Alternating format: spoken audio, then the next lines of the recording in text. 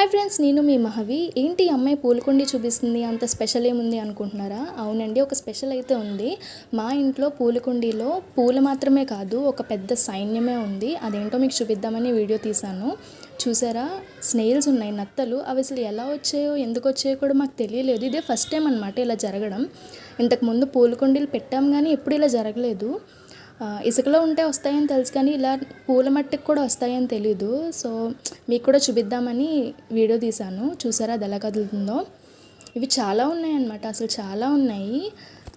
ఈ పూలకుండకి పూలు బాగా పూసేవి కానీ ఈ మధ్య సరిగ్గా పూయట్లేదు. మరి వీటి వల్ల ఏమో తెలియదు. అండ్ ఇది తులసి చెట్టు, మా అమ్మ పూజ చేసుకునే తులసి చెట్టు. దానిలో కూడా ఉన్నాయి నత్తలు, చిన్న చిన్నగా ఉన్నాయి. చూసారా, కనిపిస్తున్నాయా?